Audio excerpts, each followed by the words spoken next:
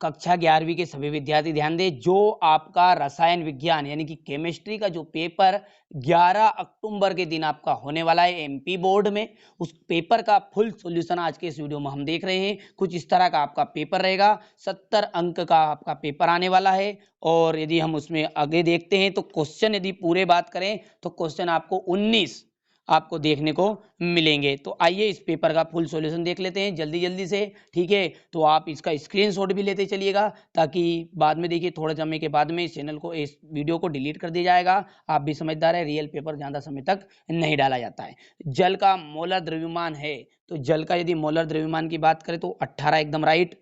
6 ग्राम tennis वाला जो आपका दूसरा है, तो दूसरे सही विकल्प का आंसर रहेगा आपका 10⁻−32 मीटर, ठीक है। परिवर्ती संयोजकता प्रदर्शित करते हैं, तो परिवर्ती संयोजकता प्रदर्शित कौन करते हैं? संक्रमण, जो संक्रामक तत्व होते हैं, संक्रमण तत्व कहलाते हैं, वो प्रदर्शित करते थे। एमीन में कार्बन, एमीन के कार्बन में कौन सा संकरण है? तो उसके संकरण है उसमें sp2।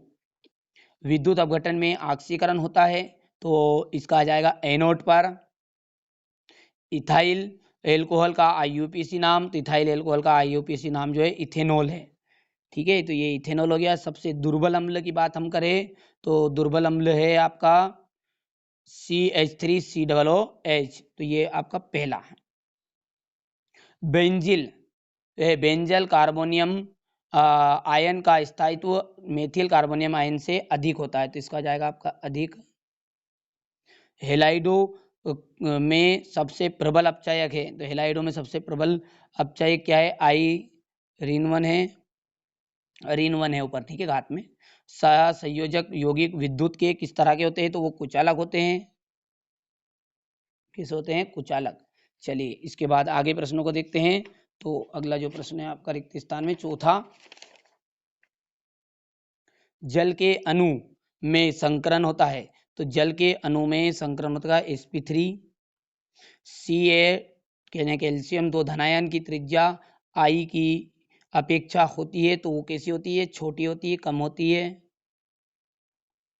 सोडियम धनायन में इलेक्ट्रॉनों की संख्या कितनी होती है? तो 10 होती है भैया।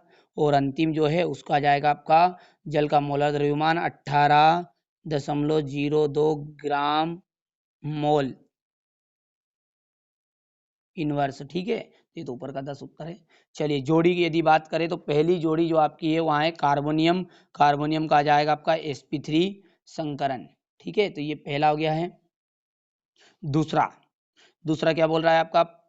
प्रेरणिक प्रभाव, तो जो प्रेरणिक प्रभाव है ये आपका कहलाएगा अति क्षीण स्थायी प्रभाव, ये दूसरा है। ऑक्सीकरण, तो देखिए ऑक्सीकरण में होती है इलेक्ट्रॉनों की हानि, तो इलेक्ट्रॉनों की हानि हो गया। रेडॉक्स अभिक्रिया, रेडॉक्स अभिक्रिया हो गया ऑक्सीकरण तथा अपचयन अपघटित, तो ये चौथा हो गया आपका। पाई, पाई बंध, सॉरी सिग्मा बंध है, हाँ पाई बंध है ये, पाई बंध, तो ये पाई बंध क्या कहलाएगा आपका? पार्श्ववर्ती आपन। और शून्य समूह में विद्युत ऋणात्मकता, तो शून्य समूह में विद्युत ऋणात्मकता जाएगी शून्य। और हुंड का नियम जो है बहुगुणिता का नियम को कहते हैं। किसी प्रक्रम, देखिए एक वाक्य में उत्तर है आपके आगे। किसी प्रक्रम में एक या एक से अधिक इलेक्ट्रॉनों की हानि होती है, तो वो क्या कहलाता है? वो कहलाता है ऑक्सीकरण। क्या कहलाता है? ऑक्सीकरण। ऑक्सीकरण की यदि परिभाषा है तो वहां आप देखिए आपकी कुंजियों में देख लीजिएगा। कौन सा बंध अधिशात्मक प्रकृति का होता है? तो वो होता है विद्युत संयोजक बंध। विद्युत बंध।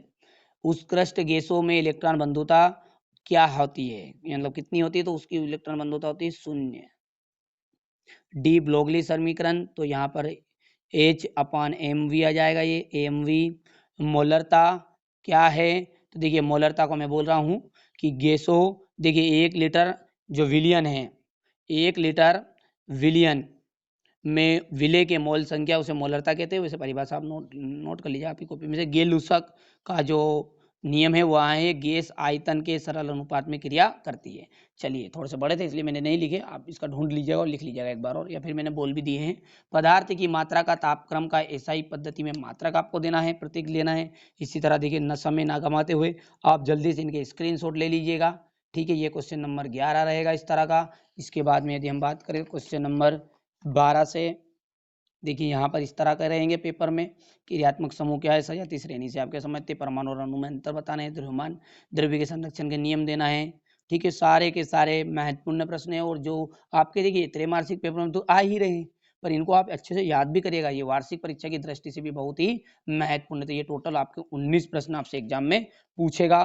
तो इस तरह आज मैंने आपको कक्षा 11 का जो त्रैमासिक पेपर होने वाला है उसका, ये तो मार्कर की वजह से कलर बिगड़ गया है, तो उसका फुल सॉल्यूशन आपको पूरा पेपर बताया है और जो वस्तुनिष्ठ थे उसके तो सॉल्यूशन भी बता दिया है। क्वेश्चन आंसर आप अच्छे से कंप्लीट कर लीजिएगा और अधिक से अधिक अंक प्राप्त करिएगा, क्योंकि इस चैनल का मुख्य उद्देश्य यही है कि आपको अधिक से अधिक अंक प्राप्त कराया जाए।